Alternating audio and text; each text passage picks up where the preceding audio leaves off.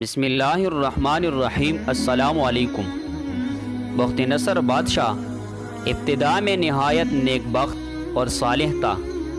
حضرت زکریا علیہ السلام اور حضرت یحییٰ علیہ السلام کی نہایت اطاعت کرتا تھا۔ اتفاقاً اس نے ایک عورت سے نکاح کیا جس کے ہمراہ ایک نہایت حسین و جمیل لڑکی پہلے شوہر سے تھی۔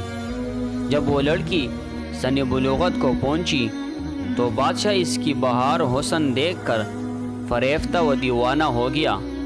اس کی ماں کو پیغام دیا، وہ بہت خوش ہوئی، مگر دل میں یہ اندیشہ پیدا ہوا کہ بادشاہ پیغمبروں کا مطیع فرمان ہے اور ایسا نکاح اللہ کے پیغمبروں کی شریعت کے خلاف ہے، وہ کیوں اس کام کی اجازت دیں گے؟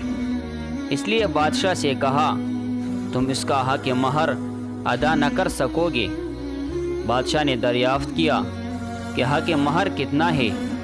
جو کچھ کہو میں دوں گا۔ عورت نے کہا، اس کا حق مہر تمہارے دونوں پیغمبروں کا سر ہے، اگر تم یہ حق مہر ادا کر دو تو لڑکی حاضر ہے، ورنہ اس کا نام بھی مت لو۔ بادشاہ کہنے لگا، یہ پیغمبر ہمارے دشمن نہیں ہے بلکہ ہمارے خیر خواہ ہے اور ہمارے لیے دعا گو ہے، ان کو بے جرم قتل کرنا ظلم عظیم ہے۔ اس کے علاوہ جو مانگو، جو حق مہر ہو، مجھے منظور ہے۔ عورت نے کہا، اس کے علاوہ اور کوئی حق مہر نہیں۔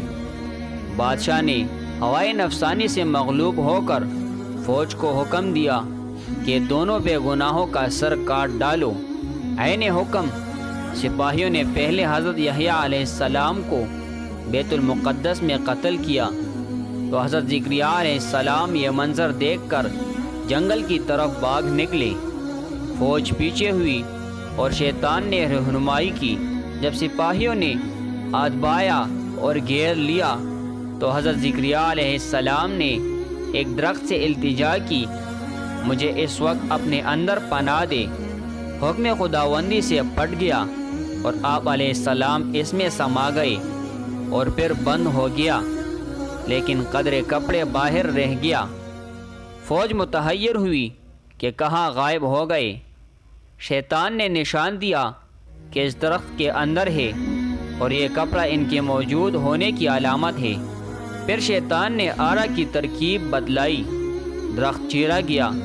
جب آرا کی نوبت سر پر پہنچی تو حضرت زکریا علیہ السلام نے سسکی بری، حکم الہی نازل ہوا، اگر اف کرو گے تو پیغمبری سے خارج کر دیے جاؤ گے۔ تم نے غیر سے کیوں پناہ مانگی؟ اگر ہم سے التجا کرتے تو کیا ہم پناہ نہیں دے سکتے تھے؟ اب اس کا مزہ چکو اور چپ سر پر آرا چلنے دو۔ عرض یہ کہ سر سے پاؤں تک جسم چیرا گیا۔ حضرت زکریا علیہ السلام نے دم نہ مارا۔ جب دونوں پیغمبر اس بے دردی سے قتل ہوئے تو غضب الہی نازل ہوا۔ دن تاریک ہو گیا اور ایک بادشاہ فوجی خون خوار لے کر چڑھا اور اس شہر کے باشندوں کو گرفتار کر لیا۔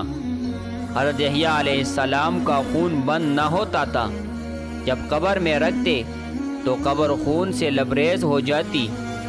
بادشاہ کے لشکر نے قسم کھائی کہ جب تک حضرت یحییٰ علیہ السلام کا خون بند نہیں ہوگا ہم باز نہ رہیں گے۔ ہزارہا آدمی کا تیغ کر دیے لیکن خون بند نہ ہوا۔ اس وقت ایک شخص حضرت یحییٰ علیہ السلام کی میت پر آیا اور کہا کہ آپ پیغمبر ہیں یا ظالم؟ ایک خون کے بدلے میں 1000 آدمی قتل ہو چکے، اب کیا سارا جہاں قتل کرواؤ گے؟ اتنا کہنا تھا کہ آپ علیہ السلام کا خون بند ہو گیا۔ آپ علیہ السلام کی قبر مبارک جامعہ دمشق میں ہے۔